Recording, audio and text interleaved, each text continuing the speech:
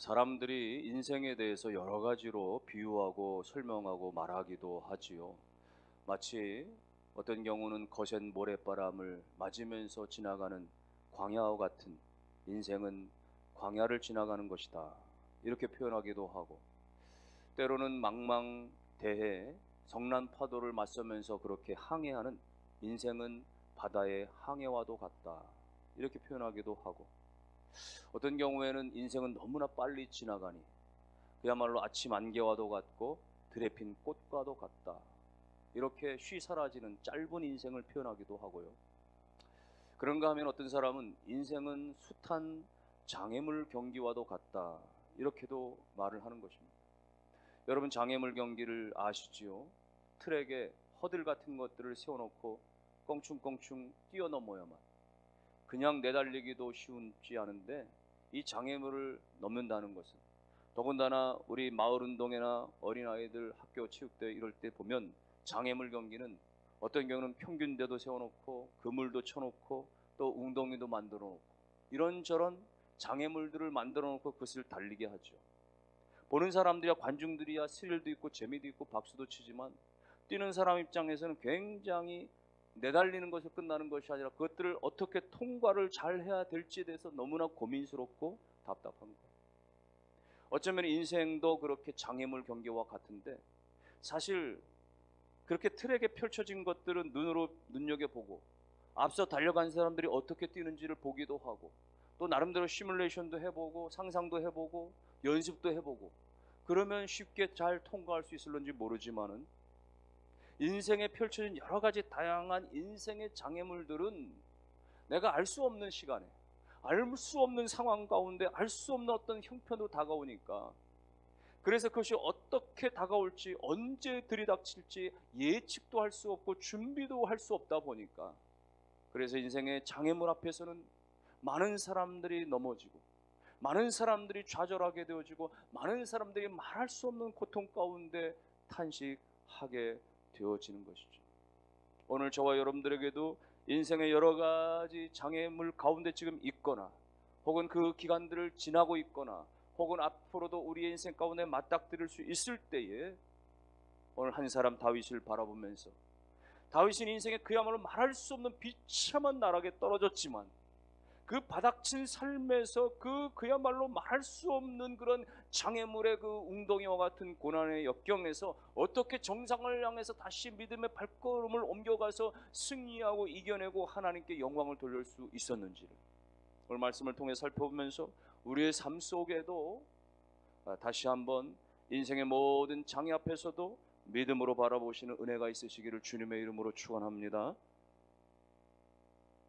지금 시편 3편의 배경은요, 다름 아닌 다윗의 아들 압살롬이 반역을 저질러서 아버지를 궁에서 몰아내고 찬탈하는, 그야말로 폐륜적인 있을 수 없는 일이 벌어지는 거예요. 다른 어떤 위기 상황이 아닙니다. 다윗이 어떤 질병이 걸린 것도 아니고, 다윗이 어떤 재정적인 손해가 난 것도 아니고, 그야말로 자기 아들이 자기의 목에 칼을 겨누어서 그야말로 버선발로 도망칠 수밖에 없는, 다윗과 가신들이 몇몇 사람들이 몇몇 그 다윗을 지지하는 사람들만 그렇게 생명을 그렇게 살리기 위해서 도망치는 그 유대 광야 가운데서 지어진 시이거든요. 그러니 얼마나 다윗 입장에서는 초라하고 얼마나 부끄럽고 창피하고 얼마나 지금 고통스러운 상황이겠어요.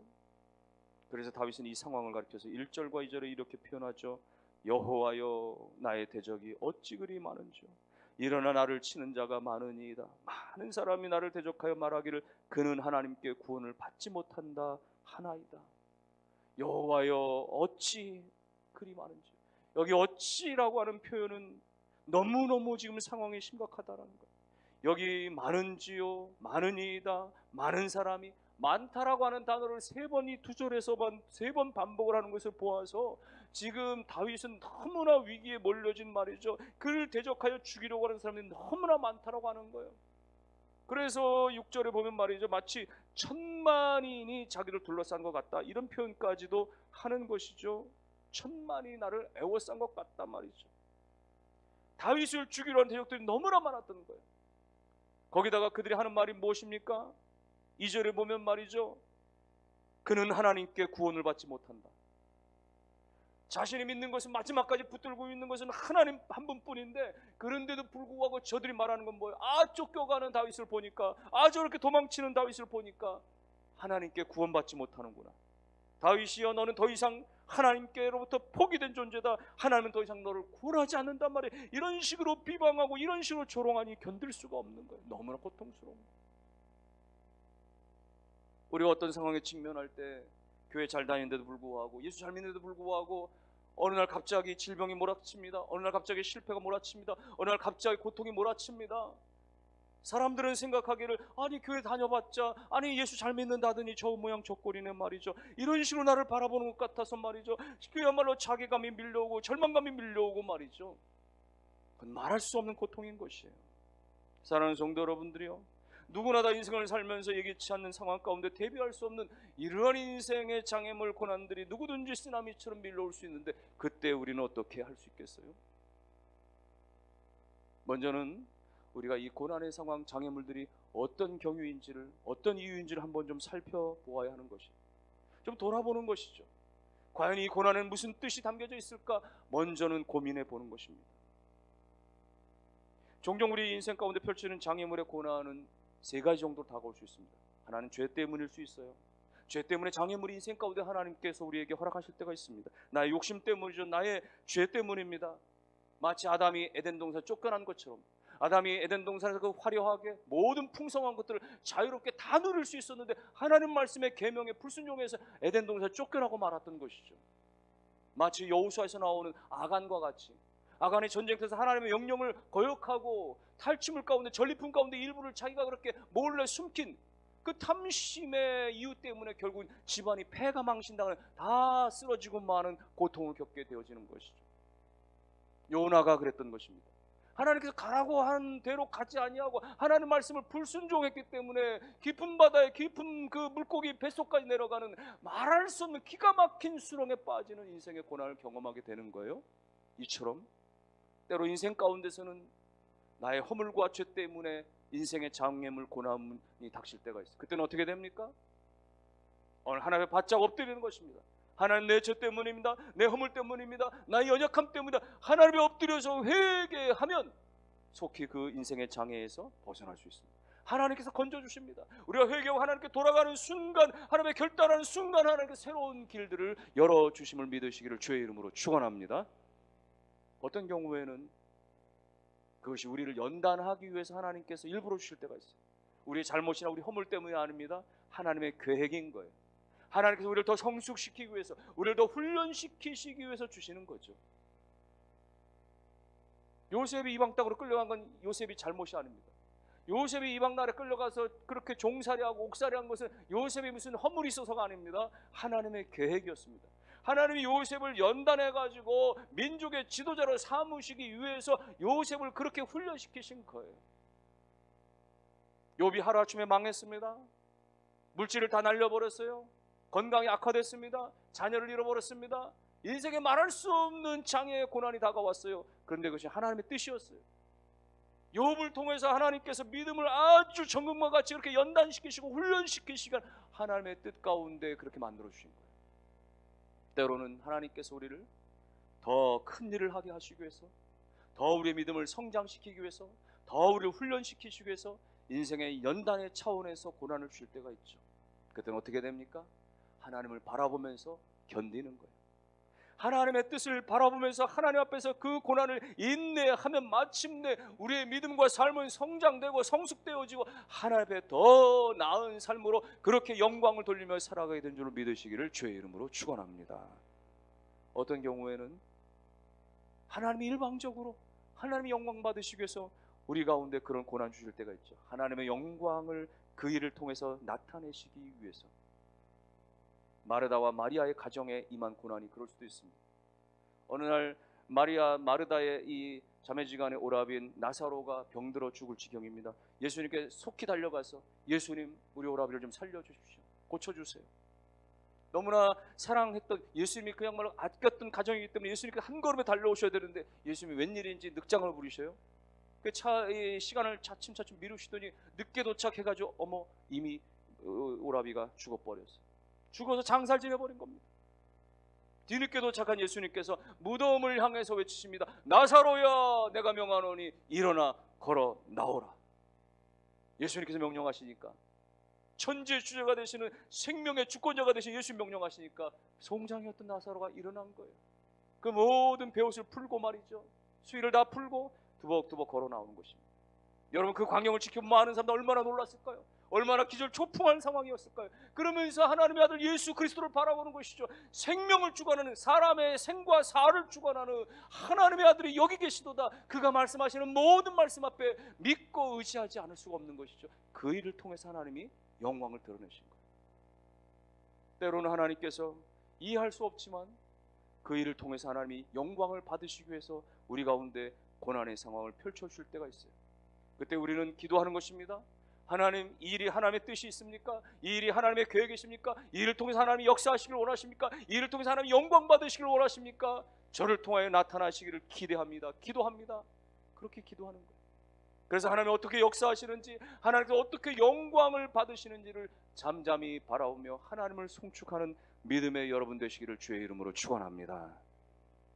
그러므로 사랑하는 성도 여러분들이요, 우리 인생 가운데 혹간 다가오는 인생의 여러 가지 장애물의 고난 앞에서 우리는 이것이 무슨 연유일까? 나의 허물과 죄 때문일까? 하나님이 나를 성숙시키시기 위한 연단의 기회이신가? 하나님이 이 일을 통해서 영광을 받으시기를 원하시는가? 곰곰이 잠잠히 우리는 살펴보아서 그 가운데 하나님의 역사가 있음을 믿음으로 바라보는 우리의 눈들이 다 영적으로 열려지시기를 주의 이름으로 축원합니다. 오늘 다윗을 생각해 보세요. 다윗도 그랬습니다. 다윗은 지금 쫓겨가는 상황이잖아요. 지금 버림받는 상황이잖아요. 지금 도망치는 상황이죠. 그런 상황에서 야, 내 인생에 이게 무엇이냐 말이죠. 절망하고 좌절하지 않았습니다. 그는 사람 바라보면서 누구 탓하지 않았어요. 자신의 돕는 자도 너무나 수요가 적고, 자신을 비방하고 조롱하는 사람 너무나 많고, 자기를 죽이려 달려든 사람이 너무나 많은 상황 중인데도 불구하고 다윗은 뭐라고 고백을 하고 있습니까? 6절 말씀입니다. 다 같이 한번 고백합니다. 6절 시작. 천만인이 나를 애워싸 진친다 하여도 나는 두려워하지 아니하리라. 지금 자기를 대적하는 자들이 말이죠, 압살롬을 통해서 말이죠, 그 자기를 배신한 자들이 말이죠, 얼마나 많은지 몰라요. 수많은 사람들이 칼날을 들이대고 있습니다. 전쟁을 이렇게 다 축출당했어요. 마치 천만에 이르는 말이죠, 천천만만에 이르는 대적들인 것 같아요. 그들이 나를 뺑 둘러쓰고 말이죠, 나를 죽이려고 말이죠, 지금 달려드는 있는 거예요. 그런데도 불구하고 나는 두렵지 않습니다. 나는 두려워하지 아니하리다. 어떻게 다윗이 이런 고백을 할 수 있을까요? 지금 이렇게 말이죠, 천만의 군대가 적군이 자기를 그렇게 죽이려 달려드는 가운데서 어떻게 고백하면서 말이죠, 나는 두렵지 않습니다라고 말할 수 있을까요? 다윗은 숱한 전쟁을 겪으면서 하나님의 그 주권을 보았습니다. 다윗은 지난날 수많은 전쟁을 그렇게 하면서 하나님이 모든 전쟁에서 그 전쟁은 하나님의 손에 달려있다는 사실을 너무나 알았던 거예요. 그래서 생과 사의 그 주권은 하나님께 있다는 사실을 너무나 잘 알았기 때문에 다윗이 이렇게 고백할 수가 있었던 것이죠. 그래서 다윗은 뭐라고 고백을 합니까? 3절에 그의 고백을 들을 수 있어요. 다 같이 읽어보겠습니다. 3절 말씀. 여호와여, 주는 나의 방패시오 나의 영광이시오 나의 머리를 드시는 자신이다. 주님이 나의 방패라는 거예요. 방패는 군사적인 용어죠. 전쟁에서 창과 방패는 가장 중요한 도구잖아요. 하나님이 막아준다는 겁니다. 그래서 하나님이 나의 영광을 나타내 주실 거라는 것입니다. 그래서 나의 머리를 들어주신다는 것은 내 쓰러진, 내 이 좌절된 내 인생을 하나님께 다시 일으켜 세우신다라고 그런 고백인 거예요. 천만인이 에워싼다고 할지라도 내가 두려워하지 않는 이유는 하나님이 전쟁에 나의 방패가 되시니까, 하나님이 나의 영광이 되시니까, 하나님이 나의 인생을 들어주시는 분이시니까 나는 두렵지 않습니다 라고 고백하는 것입니다. 여러분 고백되기를 주의 이름으로 축원합니다. 고대 전쟁에서는요, 나갈 때 딱 두 가지예요. 하나는 방패적인 거. 방패적인 것은 투구 쓰고 갑옷 입고 공격하는데 화살을 들든지 창을 들든지. 여러분 투구는 어떻게 생겼어요? 고대 전사들이 쓰는 투구는요, 눈만 겨우 뚫려져 있는, 입만 겨우 뚫려져 있는 그런 투구죠. 푹 뒤집어 쓰는. 왜 그렇습니까? 이건 앞만 보라는 것입니다. 좌우 살필 거 없다는 거예요. 앞만 보고 정만 보고 달려나가는 의미가 있는 것이죠. 전쟁에서는 가장 중요한 방어 무기 중에 하나는 또 하나 방패입니다. 방패는 나에게 말이죠, 화살이 달려들지 못하도록, 창이 달려들지 못하도록 막아주는 유일한 방어막이 되는 거예요. 방패는요 아무 손해나게 덜렁덜렁 이 손 잡았다 저 손 잡았다 말이죠 덜렁덜렁 들고 다니는 게 아닙니다. 창을 들지 않은 다른 손에 말이죠 팔뚝에다 견고하게 완전히 단단하게 그렇게 묶어버려 가지고 손에서 절대로 떨어지지 않도록, 잠을 잘 때나 밥을 먹을 때나 항상 방패가 내 손에서 떨어지지 않도록 말이죠. 잠을 잘 때도 내 손에서 떨어지지 않도록 그 방패를 들고 전장에 나가서 말이죠 수없이 날아드는 그 창과 그 살들 가운데 이 방패로 온몸이 방어되어지게 막는 것, 내 생명을 유일하게 지켜줄 수 있는 것은 방패인 거예요. 그래서 그렇게 싸우다가 살에 맞아 창에 맞아 죽게 되어지면 그 한 인생을 함께 했었던 그 방패 위에 그 전사자의 몸을 실어서 고향으로 돌려보내게 됐다라고 하는 이야기들. 여러분, 방패는 그 병사에게 있어서 그의 삶을 주관하는, 생명을 지켜주는 유일한 도구였기 때문에 그런 것이죠. 여러분, 다윗이 이렇게 하나님을 나의 방패라라고 말할 수 있었던 것은 자신이 15번이나 걸치는 수많은 그 전쟁, 국제전쟁에 나가보고 다른 나라 블레셋과 또 여러 가지 말이죠 다양한 나라들과 싸워서 이기면서 수없이 그 전쟁터에서 내가 전쟁을 해보니까 하나님이 지켜주시면 아무리 대적이 많아도 내가 능히 살아 돌아올 수가 있었거니와 하나님이 지켜주지 않으면 아무리 적들이 작아도 위험천만할 수밖에 없다는 사실을 너무나 많이 깨달았기 때문에 하나님은 전쟁의 주인이시고 하나님 나의 방패가 되십니다 라고 고백할 수가 있었던 것입니다. 사랑하는 성도 여러분들이요, 인생의 숱한 대적들 가운데서 천만인이 나를 에워싸는 것 같은 기가 막힌 상황 가운데서도 하나님만이 유일한 방패 되심을 온전히 믿으셔서 강하고 담대할 수 있기를 주의 이름으로 축원합니다. 내 힘으로 하려고 하다 보면 자꾸만 미궁에 빠질 수 있습니다. 마치 깊은 수렁에 빠지듯이 말이죠. 논두렁 같은데 말이죠 깊게 패해지는 데는 말이죠 혹은 말이죠 수렁 같은데 웅덩이 같은데 말이죠 한번 발이 빠진 말이죠 쉽게 빠져나오기 어렵잖아요. 그때 누군가가 손내밀어 잡아주든지 작대기로 잡아주든지 줄을 던져 잡아주든지 그래야만 빠져나올 수 있는 거예요. 내가 빠져나오려고 허우적거리면 말이죠 더 깊이 들어갈 수밖에 없을 수 있어요. 인생의 고난 앞에서도 마찬가지입니다. 하나님이 내밀어 주시는 말씀의 나뭇가지를 붙잡든지 하나님이 내밀어 주시는 그 은혜의 사랑의 손길을 붙잡든지 주님의 손에 의지할 때 쉬이 그 웅덩이에서 건져나오고 살아나올 수 있다는 사실을 믿으시고, 여러분이요 내 힘으로 사람을 향해서 인간의 도움으로 물질로 해결하려고 하지 아니하고 하나님 앞에 엎드려 하나님 앞에 매달려 하나님의 도우심을 구하는 여러분 되시기를 주님의 이름으로 축원합니다. 전에도 한번 말씀드린 바 있었던 피아노 치는 변호사라고 하는 책을 냈던 박지영이라고 하는 이름의 변호사가 있습니다. 박지영 씨는 어릴 때 5살 때부터 피아노를 쳤다고 그랬죠. 그래서 음악에 뛰어나서 말이죠 예원중학교 졸업하고 서울예고 졸업하고 그래서 서울대 음대 들어가서 말이죠 작곡 이론을 전공했었던 그런 분인데, 근데 청소년 시절에 너무나 삶이 어려웠다는 거예요. 아버지가 사업하다 부도로 망해가지고 말이죠 단칸방에 가서 살 수밖에 없는, 그래서 집안 살림 다 처분하면서 이 뭡니까 피아노도 말이죠 아끼던 피아노도 없어져서 공부할 길이 없었는데 어머니가 어떻게 해서 어렵게 피아노를 마련했지만 그 단칸방에 피아노처럼 놀 수가 없으니 주인집에 마루에다가 겨우 놓고 거기서 그래 띵동띵동 이렇게 피아노를 연습할 수밖에 없었던 그런 어려웠던 시절들, 그럼에도 불구하고 열심히 피아노를 공부하고 그래서 대학 입시를 준비하고 있었는데 하필이면 19살 그의 나이 때 림프암에 걸려서 학업을 입시 준비를 중단하고 말이죠 항암 치료를 받을 수밖에 없었다. 그 시절에 항암 치료를 받는 동안에 얼마나 고통스러운 시간들을 겪었든지, 항암 주사를 맞으면 그냥 며칠 동안 견딜 수 없는 그 토악질이 일어나서 말이죠 한번 그 주사 맞은 다음에는 끊임없이 말이죠 10시간이 넘는 시간들을 그냥 그렇게 힘들게 그렇게 구토질이 일어나면 몸속에 있는 모든 장기들이 다 입 밖으로 딸려 나오는 같은 그런 고통을 겪게 되어지고, 물 한 모금도 제대로 넘기기가 어렵고 하도 주사를 많이 맞다 보니까 주사바늘을 찾기 어려워서 주사바늘 하나 찾으려면 말이죠 혈관 찾기 위해서 말이죠 간호사들이 여러 사람들이 달려들 수밖에 없는 그런 형편이고, 잠을 자도 끊임없이 가위에 눌리다 보니까 한 번도 깊은 잠을 자본 적이 없었던, 찬바람을 조금만 쐬도 말을 조금만 많이 해도 마침 그 목 안에 말이죠 커다란 바위가 솟는 것처럼 그렇게 통증이 밀려오는 그런 고통의 시간들, 어떤 때는 외출 한번 하려고 하고 말이죠 그렇게 옷을 갈아입고 채비를 차리다가도 그 옷에 무게에 짓눌리고 말이 너무나 힘들고 지쳐서 그렇게 준비하다가 그만 외출을 포기할 때가 한두 번이 아니었다라고 하는, 그렇게 힘들고 어렸던 시절에 말이죠, 매일같이 하나님 앞에 엎드려서 눈물로 기도하고 그 고통이 임할 때마다 주기도문을 수없이 오면서 하나님 앞에 엎드리고 매달리고, 그런데 그는 나중에 고백하기를 오히려 그렇게 힘들고 고통스러웠던 시간들이 하나님과 영적인 교감과 교제의 시간들이었다라고 고백을 했던 거예요.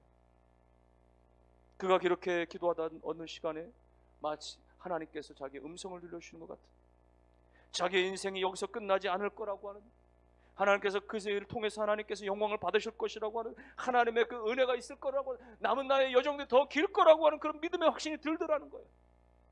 확신이 들자 그런 의사에게 얘기하고 항암치를 거기서 끝내고, 의사는 심각하게 경고를 했지만 집으로 돌아와서 자연식을 먹으면서 1년여 동안에 계속해서 암세포와 싸우면서 기도하면서 그렇게 하나님께 매달렸는데, 하나님께서 그의 아들 예수를 십자가에 내어주신 그 십자가의 그 사랑으로 그 자매에게 다가와서 말이죠, 모든 암세포를 다 깨끗하게 치유하시고 고쳐주신 역사가 일어나서 그 이후에 한 번도 이 림프샘 종양으로 인해서 병원에 더 이상 가본 적이 없다라고 하는 고백을 하는 거예요. 그녀는 그렇게 고백하는 것입니다. 끊임없이 그렇게 매달리고 기도하고 그렇게 울부짖고 그렇게 뒹굴고 할 때 하나님은 나를 만나 주셨고, 그리고 하나님 나에게 은혜를 베풀어 주셨노라고 고백을 하는 것입니다. 마침내 서울대 음대 들어갔습니다. 이제 자신의 삶은 하나님의 영광을 위한 삶을 살기로 다짐을 하고, 그래서 하나님을 기쁘시게 하기 위해서, 이웃을 기쁘게 하기 위해서 내가 어떻게 할 것인가, 그래서 선교단체 들어가고, 그래서 농촌 오지에 가서 선교하고, 도시 빈민들을 위해서 선교하고, 그래서 소녀 가정들을 돕고 장애우들을 돕고, 이렇게 참 아름다운 일들을 살죠. 그러다 어느 날 담임 목사님을 통해서 지영자매님 한번 사법시험에 공부하고 잘하고 똑똑하니까 사법시험에 한번 도전해보면 어떻겠냐, 나도 좀 기도할 테니까 건강만 뒷받침되면 잘할 수 있을 것 같은데, 이런 권유가 있을 때 그가 용기를 가지고 다시 공부를 합니다. 그래서 서울대법대 다시 법대로 편입하게 되어지죠. 그리고 사법시험을 통과해가지고 결국은 지금 법무법인 로고스에서 변호사로 일을 하고 있는 거예요. 박정 변호사의 고백은 그것입니다. 내가 지난날 암 선고를 받고 그리고 그렇게 투병 생활했던 것은 내 인생 전체에서 내 인생의 가장 보물 1호입니다. 내가 암 선고를 받고 내가 투병했던 그 시간들은 내 삶의 보물 1호와 같습니다. 내가 인생을 통해서 무엇을 어떻게 중요하게 살아야 할지 철저하게 깨닫는 시간들이었습니다. 나의 남은 삶을 예수님의 사랑을 가장 잘 전하는 것이 내 목표고, 내가 공부한 법과 음악을 통해서 예수님의 사랑을 가장 잘 전하는 것이 내 소망입니다 라고 고백을 하는 것이죠. 여러분이요, 말할 수 없는 그 질병의 그 수렁 가운데서 건져주신 나의 하나님, 그 죽음의 질병의 장애물 앞에서 나의 인생의 방패가 되어주셔서 마침내 그걸 막아주시고 하나님께서 나의 삶을 통해 영광을 받으신, 그 모든 넘어진 자리에서 쓰러진 자리에서 나를 일으켜주신 그 하나님을 노래하고 찬양한 것. 사랑하는 성도 여러분들, 여러분들이 어떤 형편과 어떤 상황 가운데 인생의 장애와 고난 앞에 있다고 할지라도 마침내 나를 막아주시고 건져주시는, 나로 하여금 머리를 들게 하시고 내 인생을 새롭게 하시려는 여호와 하나님이시라는 사실을 믿으시기를 주님의 이름으로 축원합니다. 그 하나님을 향하여 고백하십시오. 천만인이 나를 에워싸 친친다 하여도 나는 두렵지 않습니다. 왜냐하냐, 주님이 나의 방패가 되시기 때문에, 주님이 나의 영광이 되시기 때문에, 주님이 나의 머리를 들어주시는 분이시기 때문입니다. 여러분의 고백이 되시기를 주님의 이름으로 축원합니다. 따라하십시오. 주님이 나의 방패십니다. 나는 두렵지 않습니다. 믿음으로 사시기를 주의 이름으로 축원합니다.